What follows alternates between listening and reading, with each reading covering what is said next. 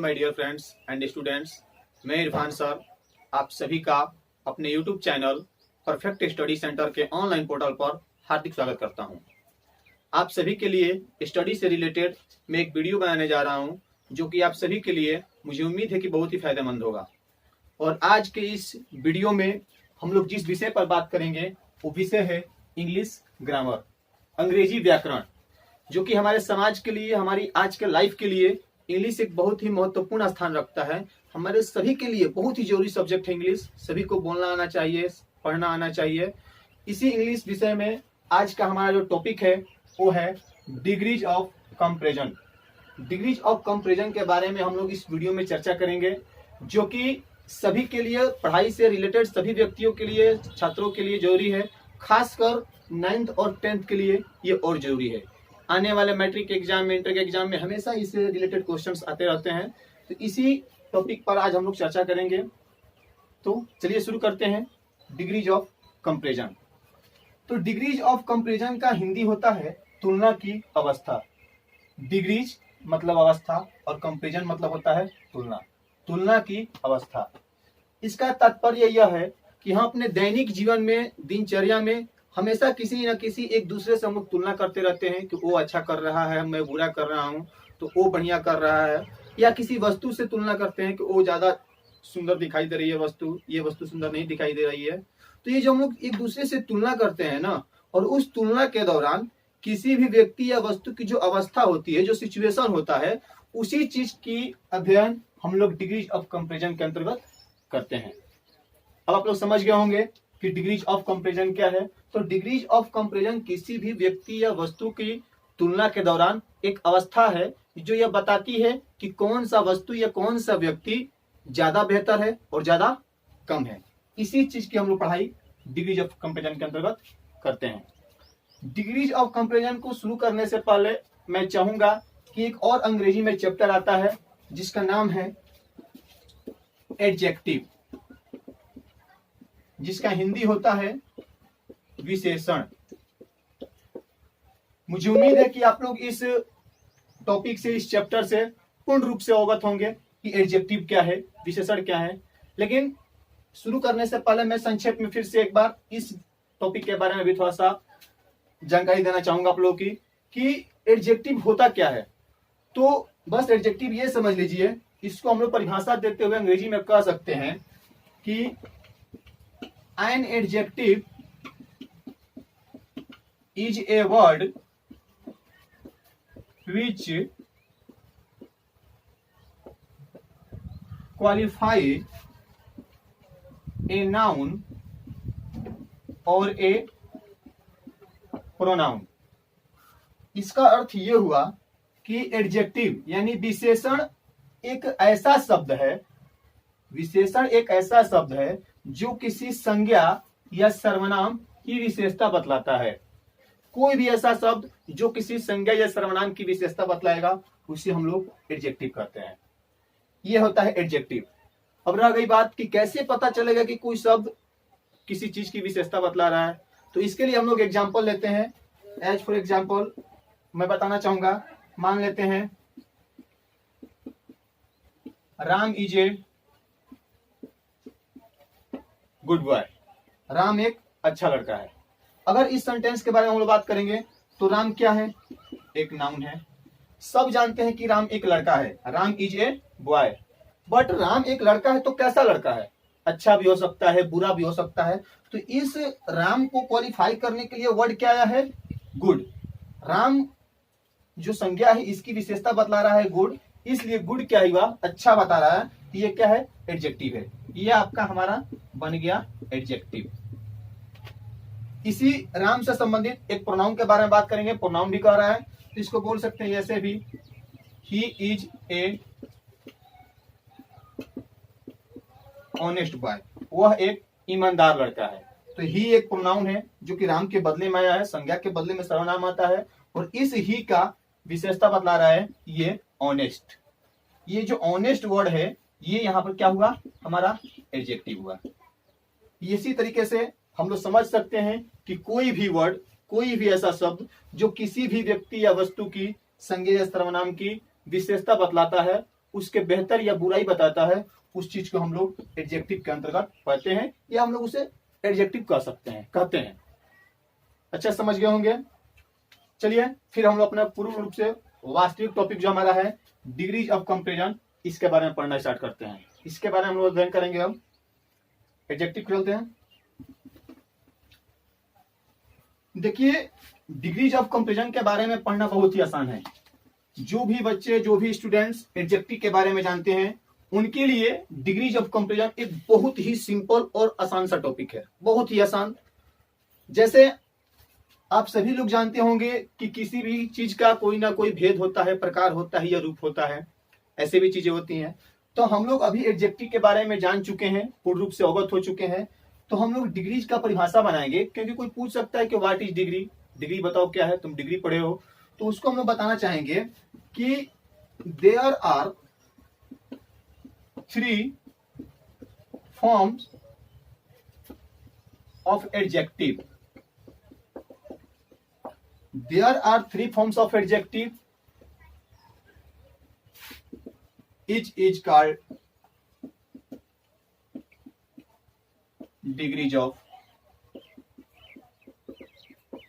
comparison. अच्छे से आप लोग इसका अर्थ समझ रहे होंगे कि there are 3 forms of adjective. Adjective के 3 रूप होते हैं। एडजेक्टिव के कितने रूप होते हैं? 3 रूप होते हैं, और उसमें से each is called degrees comparison। प्रत्येक को हम लोग डिग्रीज ऑफ कंपैरिजन कहते हैं। 3 रूप होते हैं। फिर से समझ लीजिए एक बार, जो हम लोग एडजेक्टिव पढ़ चुके हैं, जो विशेषण पढ़ चुके हैं, उसी एडजेक्टिव्स के 3 रूप होते हैं, जिन्हें हम अंग्रेजी में डिग्रीज ऑफ कंपैरिजन कहते हैं, यानी कि तुलना की अवस्था कहते हैं। अब हम लोग आगे चलेंगे कि आखिर वो तीनों रूप होते कौन है। मैं आप लोग को बताना चाहूंगा कि अगर आप लोग इसको अच्छे से समझ गए होंगे और इसको नोट करना चाहते हैं, तो प्लीज आप लोग इस वीडियो को यहाँ पर रोक के प्यूज करके इसको आप लोग अच्छे से नोट कर सकते हैं। और हम चलते हैं आगे, तीनों रूप कौन कौन से हैं।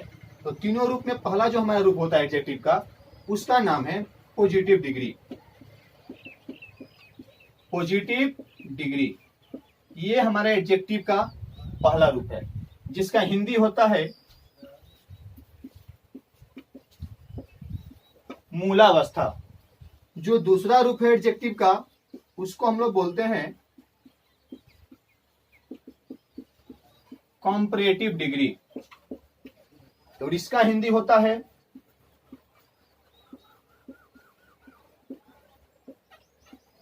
मध्यमावस्था। और जो अंतिम और तीसरा रूप है, उसका नाम है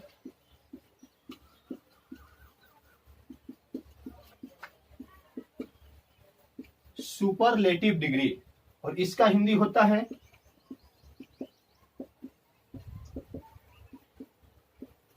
उत्तमावस्था। यही वो तीनों रूप है जो डिग्रीज ऑफ कंपैरिजन कहलाते हैं। डिग्रीज ऑफ कंपैरिजन में हम लोग इन्हीं तीनों के बारे में अध्ययन करेंगे और करते भी हैं।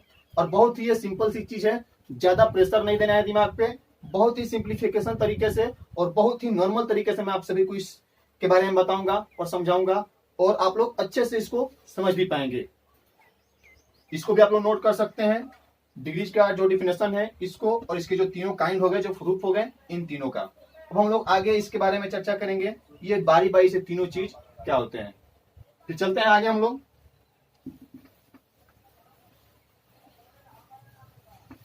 देखिए, अब जो पहला रूप था हम लोगों का, जिसका नाम है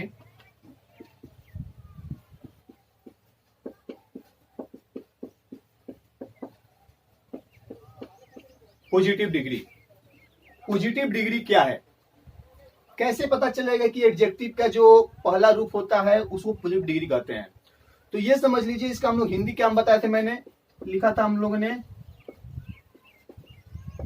मूलावस्था। मूल अवस्था, इसको मूलावस्था को हम लोग अलग करेंगे तो इसका होगा मूल धन अवस्था। मूल का मतलब क्या होता है? किसी भी चीज का वास्तविक रूप, जो सबसे पूर्ण रूप से पहला चीज अवस्था में है, उसको हम लोग मूल कहते हैं। तो आप ये समझिए कि एडजेक्टिव का जो सबसे वास्तविक रूप होता है, जो पहला रूप होता है, जो मूल अवस्था में होता है, उसी को हम लोग पॉजिटिव डिग्री कहते हैं। फिर से एक बार, पॉजिटिव डिग्री एडजेक्टिव का वास्तविक अवस्था होती है, जिसमें किसी भी बात को हम लोग सीधे सीधे हाँ या नहीं के रूप में कह देते हैं। फिर से एक बार, अगर इसका परिभाषा आप लोग लिखना चाहते हैं तो मैं इसका परिभाषा हिंदी में लिख दे रहा हूं, आप लोग इसको नोट कर सकते हैं कि यह एडजेक्टिव की मूलावस्था है। इसमें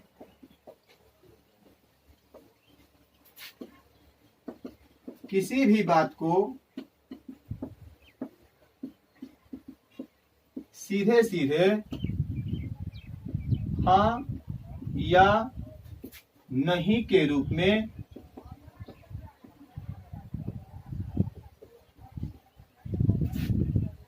लिखा या कहा जाता है। ये परिभाषा हम लोग का पॉजिटिव डिग्री का बन गया। इसमें किसी भी प्रकार का तुलना का भाव नहीं होता है। इसमें किसी भी प्रकार का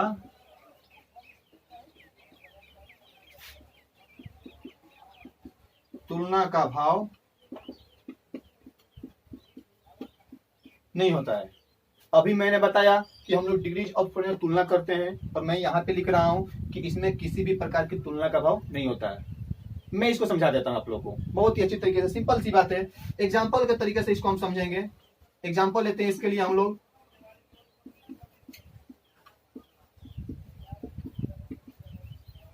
रामू इज टॉल, रामू लंबा है। तो रामू लंबा है या रामू लंबा नहीं है, तो इस वाक्य को हम लोग पूर्ण रूप से सीधे सीधे हाँ या नहीं बोल दिया। अगर वाक्य निगेटिव होगा तो बोल देंगे रामू इज नॉट टॉल, और अफर्मेटिव में है तो बोलेंगे रामू इज टॉल। तो इसमें ये हमारा जो अवस्था, इसमें जो टाल है, रामू की विशेषता बतलाएगा, रामू की लंबाई है। रामू लंबा है तो ये उसका विशेषता है, तो ये एडजेक्टिव हो गया और अपने वास्तविक रूप में है, पहली अवस्था में है। इसमें किसी चीज से तुलना नहीं कर रहे हैं हम। देखो यहाँ पर रामू जो है अकेले है, और रामू के बारे में हम लोग सीधा सीधा बात कर रहे हैं कि रामू लंबा है। अगर नेगेटिव रहता तो कह देते कि रामू लंबा नहीं है। तो ये सिंपल सी बात है। ये जो सेंटेंस है हमारा पॉजिटिव डिग्री में है। ये मूल अवस्था है टाल, जो कि पॉजिटिव डिग्री में है। अब समझ गए होंगे आप लोग, अच्छे से नोट कर सकते हैं उसको। आप लोग वीडियो को रोककर पॉजिटिव डिग्री को अच्छे से नोट कर लीजिए और इसको याद कीजिएगा आप लोग। और कमेंट में अक्सर मुझे बताइएगा जरूर कि आप लोग को ये चीज समझ में आ रहा है कि नहीं आ रहा है, इसमें कहाँ कमी है। मैं फिर से आप लोग को ऐसा वीडियो बनाऊंगा और आप सभी के हर क्वेश्चन का आंसर जरूर दूंगा। इसको नोट कीजिए। और अब हम लोग आगे चलते हैं, दूसरा कंपैरेटिव डिग्री के बारे में बात करेंगे।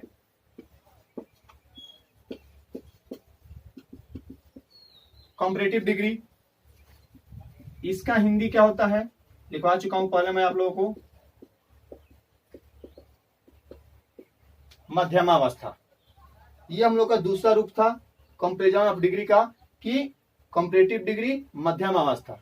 तो ये इसके बारे में बात करेंगे। पहले इसको हम लिखवा दे रहे हैं इसके डिफिनेशन के रूप में, फिर समझा देंगे अच्छे से। यह जो है एडजेक्टिव की मध्यमावस्था है।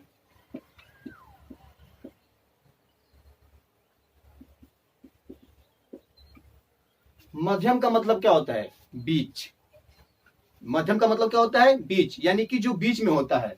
सबसे ऊपर क्या था? पॉजिटिव, कंपैरेटिव हो गया बीच में, दूसरी अवस्था है, और तीसरा नीचे है क्या? सुपरलेटिव। तो यह एडजेक्टिव की मध्यम अवस्था है। इसमें जो है दो व्यक्तियों या वस्तुओं के बारे में हम लोग चर्चा करते हैं। अब इसके बारे में बता दें हम, तो कंपैरेटिव डिग्री में यह एडजेक्टिव की मध्यम अवस्था है। इसमें हम किसी भी दो व्यक्तियों या वस्तुओं के बीच तुलना करते हैं और किसी एक को कम या अधिक बताते हैं। इतना सिंपलीफिकेशन तरीके से मैं बता रहा हूं, हिंदी में पूरे परिभाषा को लिख रहा हूं, आसानी से आप लोग बिना समझाए भी इसको समझ सकते हैं। मैं सिर्फ एक आधार दे रहा हूं आप लोगों को कि कंपैरेटिव डिग्री क्या है। तो यह एडजेक्टिव की मध्यमावस्था है। इसमें हम किसी भी दो व्यक्तियों या वस्तुओं के बीच तुलना करते हैं और किसी एक को कम या अधिक बताते हैं। इसको समझना है। एग्जाम्पल लेते हैं हम लोग। एग्जाम्पल से और अच्छे समझ सकते हैं। जैसे मैंने बात किया था पिछला क्या, रामू इज टॉल, तो इसमें हम लिख सकते हैं Ramu is taller than Mohan. अब यहां पर देखिए रामू और मोहन दो व्यक्ति हैं। रामू और मोहन दो व्यक्ति हैं और दोनों व्यक्तियों में मैं रामू को क्या बता रहा हूं, अधिक बता रहा हूं। Ramu is taller than Mohan का मतलब हुआ रामू मोहन से अधिक लंबा है। तो यहां पर दो व्यक्ति और वस्तु हैं, ये क्या हुआ, कंपैरेटिव डिग्री है। सिंपल आप इतना समझिए बस कि जब भी दो व्यक्ति या वस्तु के बीच हम तुलना करेंगे तो वो कंपैरेटिव डिग्री ही होगा। और जब किसी के बीच तुलना नहीं होती है, किसी एक व्यक्ति के बारे में या वस्तु के बारे में हम लोग बोल देते हैं किसी को सीधा सीधा हाँ या नहीं के बारे में, वो हमारा पहली अवस्था पॉजिटिव डिग्री होता है। अच्छा समझ गए होंगे। अब हम लोग चलते हैं तीसरे रूप की तरफ। तो हमारा तीसरा रूप क्या था, सुपरलेटिव डिग्री। इसको भी आप लोग नोट कर सकते हैं, सुपरलेटिव डिग्री। और इसका हिंदी क्या था हम लोग का, उत्तमावस्था। उत्तमावस्था, यह हमारा तीसरा सुपरलेटिव डिग्री है। चलिए इसके बारे में हम लोग बात करते हैं। अब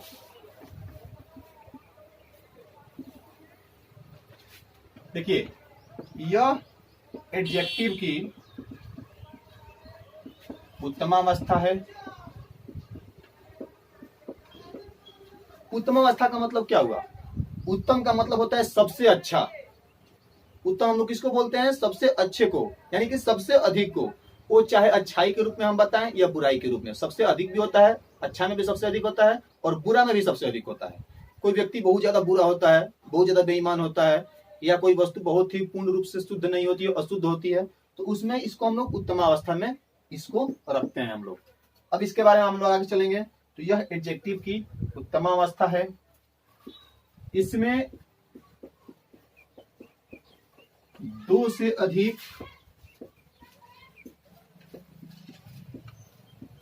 व्यक्तियों या वस्तुओं के बीच तुलना होता है और उसमें किसी एक को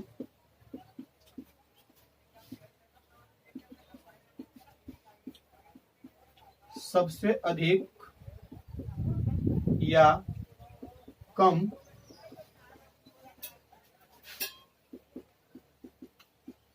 बताया जाता है। डेफिनेशन आप लोगों के सामने है कि यह एडजेक्टिव की उत्तमावस्था है, यानी कि सबसे ऊपरी अवस्था है। इसमें दो से अधिक व्यक्तियों या वस्तुओं, ध्यान देने वाली बात है, जब हम लोग पॉजिटिव डिग्री पढ़ रहे थे उसमें सिर्फ एक व्यक्ति या वस्तु थी, डायरेक्टली उसको हाँ या नहीं बोल रहे थे। जब दूसरा हम लोग कंपैरेटिव डिग्री पढ़े तो उसमें हम लोगों ने देखा उसमें दो व्यक्ति या वस्तु थे, सिर्फ दो, और दोनों में से तुलना करके एक को बेस्ट बता देना है। और इसमें क्या है कि इसमें दो नहीं होने चाहिए, एक नहीं होनी चाहिए, दो से अधिक। वो चाहे हम 3 ले या 30 ले, 50 ले या 100 ले, कोई बात नहीं है, दो से अधिक होना चाहिए। लेकिन अगर 30 लेते भी हैं तो 30 में से किसी एक को ही, इसमें दो से अधिक व्यक्ति या वस्तुओं के बीच तुलना होता है और उसमें किसी एक को सबसे अधिक या कम बताया जाता है। किसी एक ही व्यक्ति को बताना है। समूह बहुत बड़ा रहेगा, दो से अधिक रहेंगे, 10, 15, 12 लें, लेकिन उसमें से किसी एक ही को श्रेष्ठ बताना है हमको, तब जाके हमारा सुपरलेटिव डिग्री होता है। जैसे एग्जांपल लेते हैं, जैसे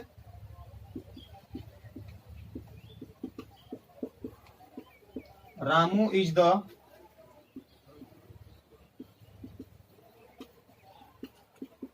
tallest boy